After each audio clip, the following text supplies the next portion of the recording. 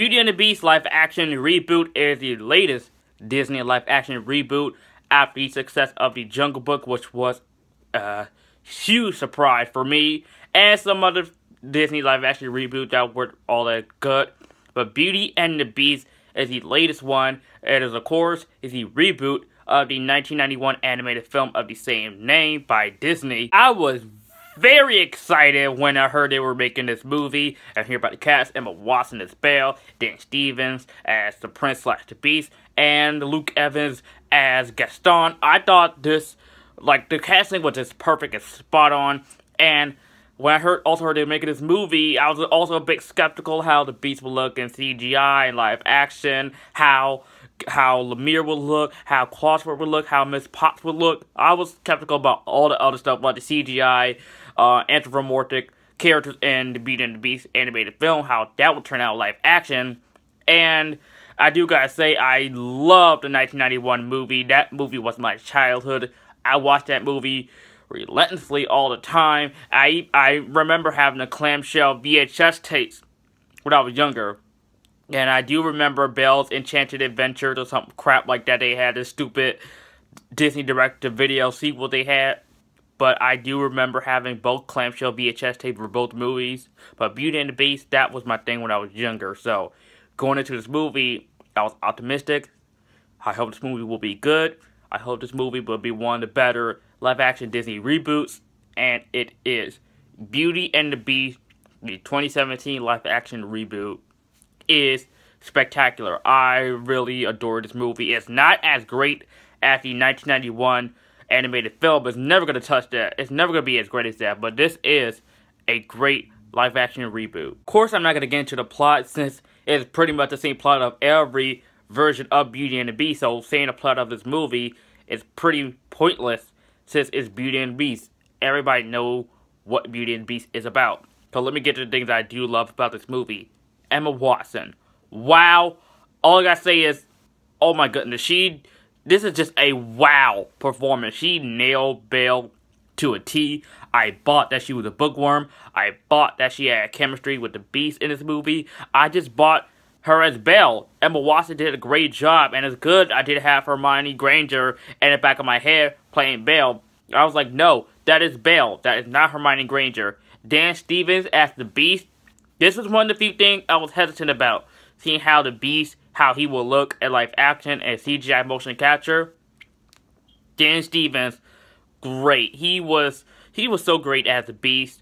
I love how he was just so huge. And I just love how the CGI motion capture makes it look so realistic. They really transitioned Beast to live action. I love the way the castle looks in this movie. It looks so beautiful, so lived in. I love how they use music from the original 1991 movie.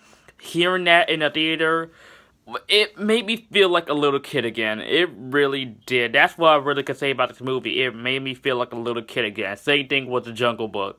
I also did love Luke Evans as Gaston. He was a great Gaston. I bought him as Gaston. And I love Josh Gad as LeFou. And I know this is controversy with making LeFou the first gay Disney character, and people are up in arms about that. I'm like, watch the 1991 movie, and you could tell LeFou was always gay.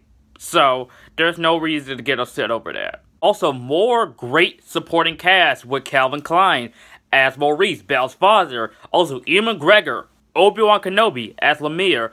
Ian McKellen, Gandalf. Magneto as Cosworth. Emma Thompson as Mrs. Potts. You have a great supporting cast. I love Stanley Tucci is also in this movie. This is an ensemble cast. The supporting cast and the main cast is phenomenal. I have no problem with the performances in this movie. It was just so spot on and so great with their counterparts and their animated counterparts in the 1991 film. But of course, this movie is nowhere near a masterpiece as the 1991 film, and I do have flaws with this movie. Is that I don't think it's really necessary to make this movie 2 hours long. I feel like they should have shortened the time run for this movie for take out 20 minutes of this movie. I think it would have been necessary for this movie to be like an hour and 45 minutes, not like 2 hours and 9 minutes this movie runtime was. Also, I didn't really like the new songs in this movie. I think those would have been cut out as well. And also, I did thought the changes were very cool in this movie. There are some little tweaks and changes in this movie, so there are some changes in this movie, so you won't get like a shot-for-shot 1998 Psycho remake in this movie. You just won't. Overall, this was a pretty darn good live-action reboot of Beauty and the Beast. This was a great reboot along with The Jungle Book, and I can't wait for Disney to bring out more live-action reboots of their animated films like Mulan, Aladdin, Little Mermaid probably, why not, and of course, The Lion King. Disney, don't mess that up. Please don't mess that up. I'm going to give the 2017 Beauty and the Beast live-action reboot an A-. Guys, thank you so much for watching. Hope you enjoyed this video, my review of 2017 Beauty and the Beast.